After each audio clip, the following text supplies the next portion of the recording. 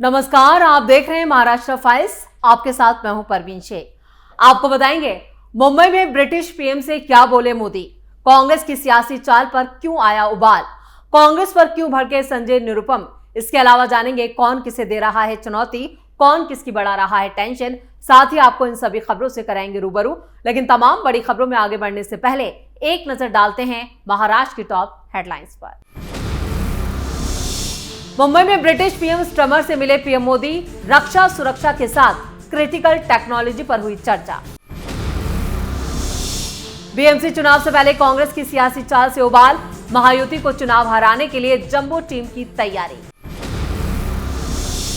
शिंदे के नेता संजय निरुपम का कांग्रेस पर बड़ा वार, बोले सहयोगी दलों को बैसाखी की तरह इस्तेमाल करती है पार्टी।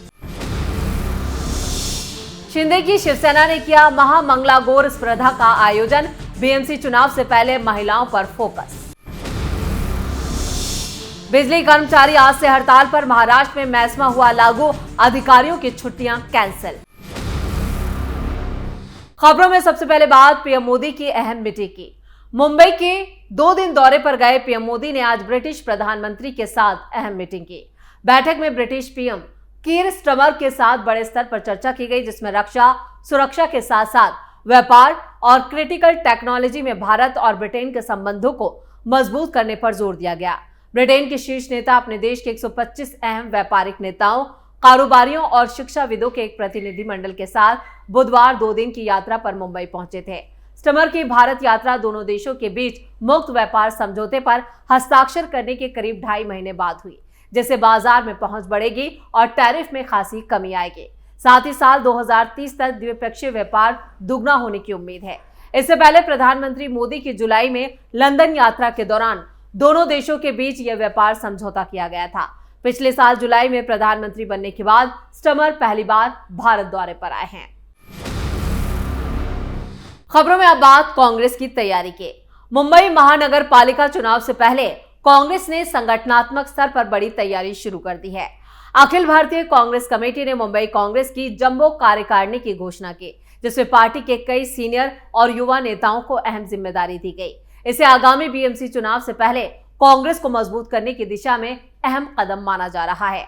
जानकारी के मुताबिक मुंबई कांग्रेस अध्यक्ष वर्षा गायकवाड़ को पार्टी हाईकमान ने राजनीतिक घटनाक्रम कमेटी की प्रमुख जिम्मेदारी सौंपी है। इस कमेटी में कुल 15 सदस्य शामिल हैं, जिनमें विधायक ज्योति गायकवाड़, सांसद चंद्रकांत हंडोरे और पूर्व मंत्री आलम शेख, विधायक अमीन पटेल, भाई जगताप, चरण सिंह स्परा भी शामिल हैं। जंबो टीम के साथ ही सीनियर नेता नसीम खान और सुरेश शेट्टी जैसे अनुभवी नेताओं को भी जगह दी गई है। कांग्रेस अध्यक्ष मल्लिकार्जुन खड़गे के निर्देश पर पार्टी महासचिव केसी वेणुगोपाल ने मंगलवार देर रात इसको लेकर जानकारी दी। मुंबई कांग्रेस के कोषाध्यक्ष के रूप में पूर्व मंत्री असलम शेख को नियुक्त किया गया, जबकि सीनियर उपाध्यक्ष के रूप में अमीन पटेल और अशोक जादव को यह जिम्मेदारी मिली है। वहीं 34 उपाध्यक्ष, 78 सचिव और 20 कार्यकारिणी सदस्यों की भी घोषणा की गई। कांग्रेस ने इस सूची में 6 जिला अध्यक्षों के नाम भी फाइनल किए हैं। दक्षिण मुंबई का प्रभार रवि बावकर को और दक्षिण मध्य मुंबई का कचरू यादव को, उत्तर मध्य का अरशद आजमी को और उत्तर मुंबई की जिम्मेदारी राजपाल यादव को दी गई है, जबकि उत्तर पूर्व का केतन शाह को और उत्तर पश्चिम का जिम्मा भावना जैन को सौंपा गया है।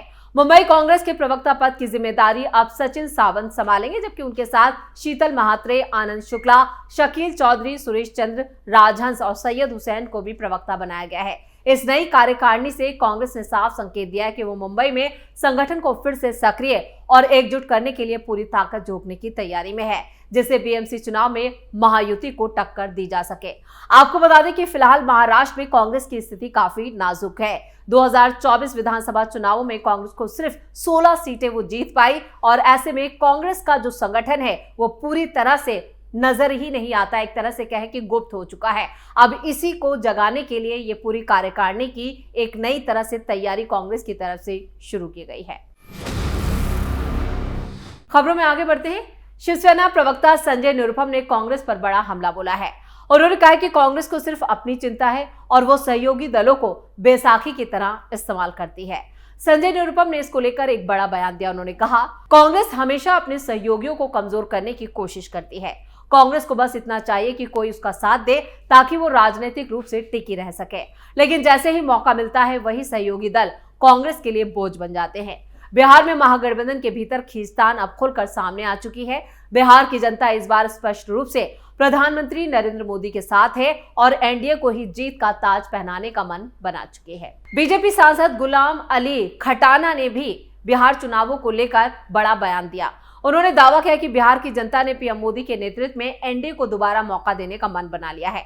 खटाने ने कहा कि एनडीए बिहार के विकास के लिए प्रतिबद्ध है। इधर पीएम मोदी ने जिस तरह देश की दिशा बदली है उसी तरह बिहार में भी बदलाव दिखेगा। हमारी कोशिश है कि प्रदेश में जीत का परचम फहराया जाए। पीएम मोदी के शासन के 25 साल पूरे होने पर कई दलों के नेताओं ने उनकी तारीफ की, जिनमें संजय निरुपम भी शामिल हैं। संजय निरुपम ने कहा कि प्रधानमंत्री मोदी की यात्रा वाकई सराहनीय है। उन्होंने कहा कि मोदी पिछले 25 सालों से जनता की सेवा में लगातार लगे, उनका नेतृत्व प्रेरणादायक है और उन्होंने राजनीति में काम करने का नया तरीका दिखाया है। इसी तरह रालोद नेता मलूक नागर ने भी पीएम मोदी की तारीफ करते हुए कहा, प्रधानमंत्री देश को नई ऊंचाइयों पर पहुंचाया है। बीजेपी के राष्ट्रीय प्रवक्ता तुहिन सिन्हा ने कांग्रेस नेता राहुल गांधी पर कटाक्ष किया। उन्होंने कहा कि जब बिहार में चुनाव का माहौल गर्म है तब राहुल गांधी देश में नहीं है। तुहिन सिन्हा ने तेज प्रताप यादव के एक बयान का हवाला देते हुए कहा कि तेज प्रताप ने खुद कहा कि राहुल गांधी अपने परिवार से मिलने कोलंबिया गए हैं। अगर यह सच है तो क्या जनता ऐसे नेता को गंभीरता से लेगी जो चुनाव के वक्त कायम हो जाता है। आपको बता दें कि बिहार चुनाव का तापमान पूरे देश में यहां पर सुनाई दे रहा है और सियासी सरगर्मियां अब महाराष्ट्र में भी देखी जा रही है, क्योंकि महाराष्ट्र के कई नेता बिहार चुनाव के लिए चुनाव प्रचार करने जाने वाले हैं। इसलिए अब सियासी तापमान धीरे धीरे देश का बढ़ रहा है। खबरों में आगे बढ़ते हैं। बात अगली खबर की। बीएमसी चुनाव को लेकर एकनाथ शिंदे गुट ने महिला वोटर्स के लिए एक खास रणनीति तैयार की है। पिछले विधानसभा चुनाव में मुंबई में महिलाओं का मतदान प्रतिशत पुरुषों से अधिक रहा था। इसी को देखते हुए शिवसेना महिला अघाड़ियों ने महिलाओं की भागीदारी और मतदान बढ़ाने के लिए कई कार्यक्रम शुरू किए हैं। इसी कड़ी में हाल ही में मुंबई में महामंगला गौर प्रतियोगिता का आयोजन किया गया, जिसमें करीब 6000 महिलाओं ने हिस्सा लिया। इस कार्यक्रम में मुख्य अतिथि के रूप में गृह राज्य मंत्री योगेश कदम ने हिस्सा लिया और इस प्रतियोगिता में कई सौ गणेश मंडलों ने भी हिस्सा लिया। इस दौरान मंत्री ने कंपटीशन में भाग लेने वाली महिलाओं को अवार्ड भी दिए। इसके साथ ही आने वाले चुनावों को देखते हुए उन्होंने लाड़की बहन योजना का भी जिक्र किया। वहीं मंत्री ने कहा कि चुनावों में महिलाओं का मतदान भी काफी बड़ा है और पुरस्कार वितरण समारोह 6 अक्टूबर को भारतीय विद्या भवन में हुआ था, जिसमें गृह राज्य मंत्री योगेश कदम मुख्य अतिथि रहे।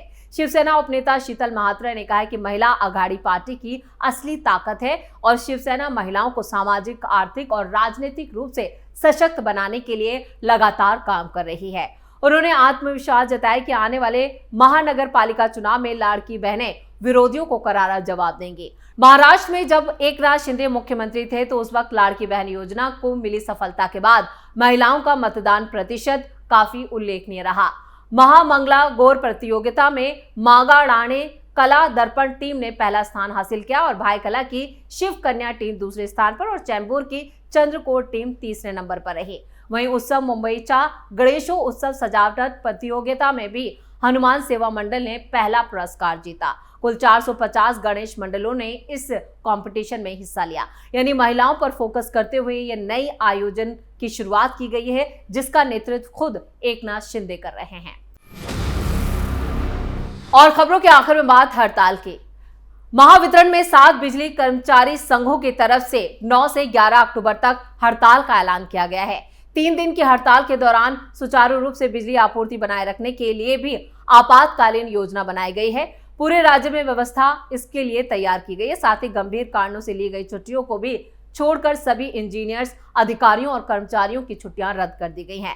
छुट्टी पे गए कर्मचारियों को फौरन काम पर लौटने का निर्देश दिया गया है। इस बीच प्रबंधन की तरफ से बार बार सकारात्मक चर्चा और अपील के बावजूद संयुक्त कार्रवाई समिति ने हड़ताल के फैसले को बरकरार रखा है। बिजली की एक आवश्यक सेवा है, इसलिए नागरिकों को होने वाली असुविधा को रोकने के लिए महाराष्ट्र सरकार ने भी जरूरी कदम उठाए हैं। इसके साथ ही उन्होंने सभी कर्मचारियों को फौरन काम पर लौटने के लिए भी कहा है। हड़ताल के दौरान नागरिकों को बिजली आपूर्ति सही से हो, इसको लेकर भी अधिकारियों को खास निर्देश दिए गए हैं। बिजली आपूर्ति सुचारू बनाए रखने के लिए वैकल्पिक व्यवस्था दिन रात युद्ध स्तर पर तैयार रहेगी। बिजली आपूर्ति को लेकर कोई भी शिकायत या शंका होने पर 24 घंटे टोल फ्री नंबर पर संपर्क करने और हड़ताल के दौरान सहयोग करने की अपील सरकार की तरफ से की गई है। बिजली कर्मचारियों के 7 संगठनों की संयुक्त कार्रवाई समिति ने निजीकरण और पुनर्गठन के मुद्दों पर 3 दिन की हड़ताल का नोटिस दिया था और इस हड़ताल को टालने के लिए प्रबंधन ने समय समय पर चर्चा भी की, लेकिन ये संघ नहीं मांगे, जिसके बाद 3 दिन की हड़ताल का ऐलान कर दिया गया। इसी के साथ महाराष्ट्र फाइल्स पे खबरों का सिलसिला यही खत्म करते हैं। बाकी खबरों के लिए आप जुड़े रहिए कैपिटल टीवी के साथ। वीडियो को लाइक करें, शेयर करें और कैपिटल टीवी को सब्सक्राइब जरूर करें। नमस्कार।